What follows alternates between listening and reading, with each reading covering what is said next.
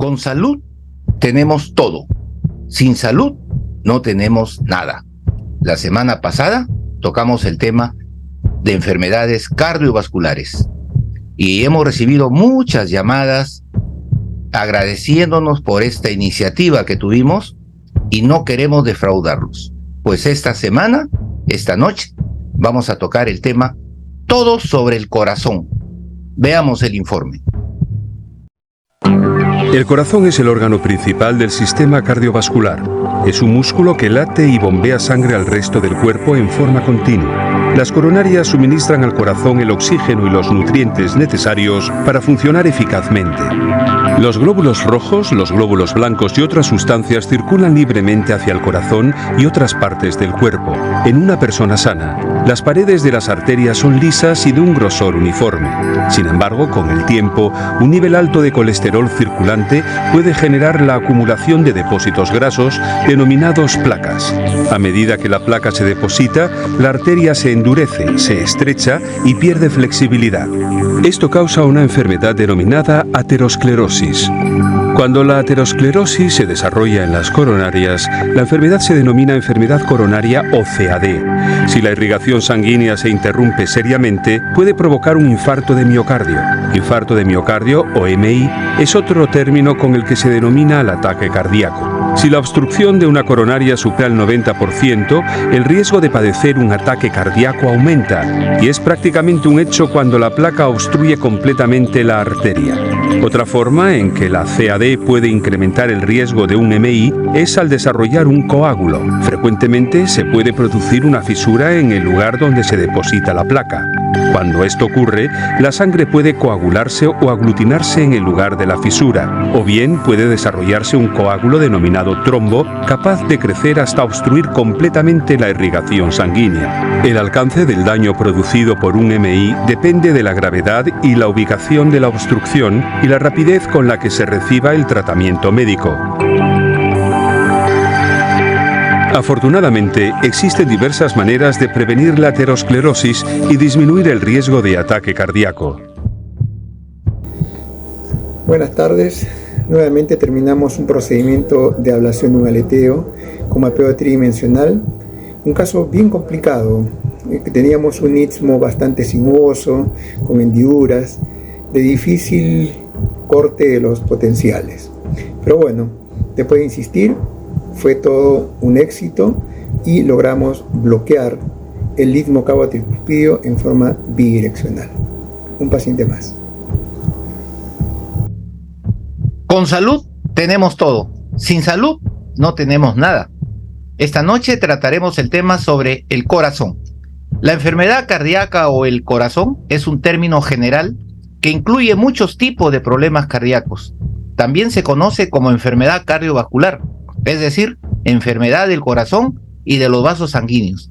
Y para ahondar más en el tema, hemos invitado esta noche a un médico especialista, al doctor John Gallejos Jara. Él es jefe de la sección de hemodinámica de cardiología del Hospital Militar Central y a quien le damos la más cordial bienvenida. Doctor, ¿cómo está usted? Buenas noches. Buenas noches, ¿cómo está? Muchas gracias por invitarme a participar de este programa. Yo amo a mi ejército que está ganando mucha audiencia cada vez más y para mí es un honor que me hayan invitado a participar con ustedes. El honor es para nosotros, doctor. El honor es para nosotros porque esta secuencia ya está dentro del patrón del programa semana tras semana, llevándole a la población militar, más que todo, a nuestros adultos mayores, todas este tipo de enfermedades que seguramente les va a caer muy bien para que puedan ellos hacer su consulta correspondiente. Pero antes de dar inicio a esta conversación, digo yo, no entrevista, sino conversación, quisiéramos, doctor, que nos acompañe para elevar una oración al cielo al doctor Pavel Cruz. Él es una eminencia en cardiología, fue el director médico ahí de cardiología, se nos adelantó, de repente usted lo conoció, pero he querido dedicarle a él este programa, esta secuencia, a él. Yo creo que, no sé si usted comparta, pero ¿quién era para usted, qué representa el doctor Pavel Cruz en la cardiología? Bueno, qué bonito empezar el programa haciendo homenaje al doctor Pavel Cruz. En verdad, él fue un maestro de muchos residentes, ha sido compañero de trabajo de nosotros, nos ha dejado muchas vivencias y muchas experiencias realmente en el servicio de cardiología. Creo que fue una gran pérdida para todos los médicos del Hospital Militar, en particular para el servicio de cardiología, porque él era nuestro hermano, vivía día a día con nosotros y lamentablemente fue una víctima del COVID-19. Pero bueno, él está siempre presente con nosotros, siempre cuando estamos haciendo alguna actividad, está el nombre de él y siempre lo recordamos con mucho cariño y merecido homenaje realmente antes de empezar a hablar de esta patología que él amaba el servicio de hemodinámica. Él fue jefe del servicio de hemodinamia anteriormente, así que en verdad, bueno, agradezco a usted que haya traído a la memoria antes de empezar el programa el nombre del doctor Pavel Krugolk. Muy bien, doctor, muy bien, qué gusto nos da. Es una eminencia, pues, y hay que recordarlo siempre con mucha melancolía, pero con la enseñanza que nos dejó mucho para aprender y para surgir como médicos. Y voy a hacerle la primera pregunta, digamos, hablando del corazón. ¿Cuáles son, según usted, las enfermedades del corazón? Bueno, en realidad es un término bastante amplio, ¿no? Pero podríamos así diferenciar las enfermedades del corazón en enfermedades congénitas, es decir, que los niños nacen con esa enfermedad, y las enfermedades adquiridas. Dentro de las enfermedades adquiridas puede ser que la afección afecte los vasos del corazón, que son las arterias coronarias, lo cual hablamos de la cardiopatía isquémica, que es una de las patologías más frecuentes y contribuyen a la morbimortalidad de las enfermedades cardiovasculares. Otro problema son cuando hay una afectación de la parte eléctrica del corazón, y estamos hablando de las arritmias. Hay diferentes tipos de arritmias, pero hablemos de arritmias en general. Las otras enfermedades es cuando afectan el músculo del corazón, que son las miocardiopatías, que son menos frecuentes, pero también son enfermedades que afectan al corazón. Y otras son las enfermedades de las válvulas cardíacas, ¿no es cierto? Que de acuerdo al grado y severidad, algunos pacientes irán en tratamiento médico, se continuará durante muchos años, y algunos de ellos probablemente se les vaya a tener que hacer un reemplazo de alguna de las válvulas, tienen una patología que pueden poner en riesgo al paciente, por lo tanto se les cambia la válvula, en lo que se llama un reemplazo de válvula cardíaca, ¿no? Ok, ¿cuáles son las enfermedades más peligrosas del corazón? Bueno, como recién les decía, la cardiopatía isquémica, aquella enfermedad que afecta a las arterias del corazón y que pueden llevar al paciente a un infarto agudo de miocardio, es una de las patologías o la patología más frecuente, le diría, dentro de las enfermedades cardíacas. Después tenemos el infarto agudo de miocardio en sí. El infarto es cuando se tapa una arteria del corazón y afecta o compromete el territorio que estaba irrigado por esta arteria. Si no abrimos precozmente esta arteria, el paciente sufre un infarto o un deterioro de la función del corazón. La otra patología es la insuficiencia cardíaca, en la cual el corazón está dilatado y es incapaz de sostener las necesidades mínimas del organismo, por lo tanto el paciente se agita, se cansa y el paciente obviamente no puede caminar.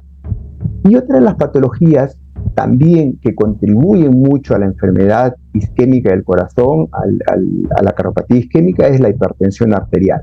Probablemente es el factor de riesgo más importante y la patología más frecuente junto con las enfermedades de las arterias del corazón. Y después tenemos los aneurismas de la aorta, que pueden ser aneurismas crónicos o agudos, que generalmente nos referimos al aneurisma disecante de aorta, que si comprometen el inicio de la aorta, son cirugías que tienen que, o patologías que tienen que solucionarse en el momento, porque si no los pacientes pueden comprometer su vida. Muy bien. ¿Cómo saber entonces si tengo una enfermedad en el corazón? ¿Cuál es el indicativo? Bueno, miren, puede ser que el paciente vaya teniendo síntomas que a veces no se da cuenta que es una enfermedad del corazón, ¿no? Pero pueden tener dolor u opresión en el pecho, palpitaciones, cansancio al caminar. Hay una serie de síntomas que pueden estar indicando que puede ser un problema del corazón, incluso también las pérdidas de conocimiento conocidas por nosotros como síncope. Pero hay pacientes que son totalmente asintomáticos. Entonces se recomienda en estos pacientes que no tienen síntomas acudir a un control siempre de cardiología. Antes se decía 40 años, creo que cada vez estamos disminuyendo la edad. En los pacientes creo que a partir de los 30, 35 años deben tener un control cardiológico antes de que tengan manifestación de la enfermedad. Nosotros haremos algunas preguntas, un electrocardiograma, un ecocardiograma o algún otro examen de acuerdo a si vemos que el paciente puede ser portador de una enfermedad silente y nosotros la podemos diagnosticar precozmente y evitar que el paciente tenga una complicación más adelante. Muy bien. Nos están escribiendo en estos momentos en las redes los que nos siguen al programa y nos preguntan, ¿qué hago si siento una opresión en el pecho? Es la pregunta que hay. Perfecto. Es muy importante recordarle a los pacientes que normalmente las opresiones en el pecho no son un síntoma que debemos dejarlo pasar fácilmente. ¿Por qué? Porque si bien no todos los problemas que uno siente en el pecho, como una opresión o dolor en el pecho, son enfermedades del corazón, la mayoría de ellas sí. Y es importante que acudan precozmente al médico para que nosotros hagamos el diagnóstico si realmente esto es compatible con una angina de pecho o un infarto que está en curso. Y si nosotros atendemos precozmente a estos pacientes, obviamente podemos hacer el tratamiento que corresponde. Muchas veces ha pasado que los pacientes se confían, dicen, no, por ahí estoy lleno, es un problema digestivo, y ya llegan a nosotros demasiado tarde con una complicación que a veces no vamos a poder darle un tratamiento que pueda mejorar ostensiblemente la salud del paciente. Ok. Sobre todo, ojo, cuando hay un dolor en el pecho o una sensación de opresión que se irradia al cuello, a la mandíbula, a veces en la boca del estómago, hay sudoración fría o duele ambos brazos, el brazo izquierdo, esos síntomas son casi típicos de que el paciente tiene una enfermedad coronaria y puede ser una angina de pecho o puede estar en curso un infarto agudo de miocardio. Por eso que deben acudir precozmente al médico. Si no es un problema cardíaco, en buena hora, pero si lo es, nosotros vamos a tener que solucionarlo lo más pronto posible. Claro, lo que interesa acá es que lleguen a tiempo, doctor, porque ya después es muy tarde. Después es muy tarde. Tal cual. Sí, es cierto. Mire, siempre hoy estamos tratando de hacer prevención de las enfermedades cardíacas. Pero si el paciente ya tiene la enfermedad que está en curso, cuanto más rápido llegue a nosotros decimos que siempre las 6 primeras horas. Pero si llega en la primera hora o en las 2 primeras horas de iniciar los síntomas, nosotros vamos a ser capaces de atenderlo rápidamente y sacarlo del problema al paciente y obviamente sacarlo del riesgo que tiene teniendo un infarto agudo de miocardio si es el caso. Ok, acá también nos llega una pequeña consulta, doctor. Dicen, ¿qué es la fibrilación auricular? Bueno, qué bueno que nos pregunten, porque la fibrilación auricular es la arritmia más frecuente a la cual nos enfrentamos los médicos. Y el tema de la fibrilación auricular pasa fundamentalmente no solamente por calmar los síntomas, sino por evitar las complicaciones que pueda tener los pacientes que tienen fibrilación auricular.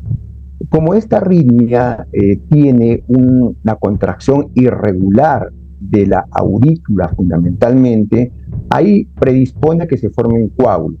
Y esos coágulos se llegan a formar, salen del corazón y van al cerebro, pueden producir un accidente cerebrovascular con una parálisis del paciente. Por eso que los pacientes que cumplen criterios y tienen una fibrilación auricular deben estar anticoagulados, para lo cual deben acudir a cardiología, al médico cardiólogo o al médico clínico para que determine si el paciente se va a beneficiar de este tipo de terapia.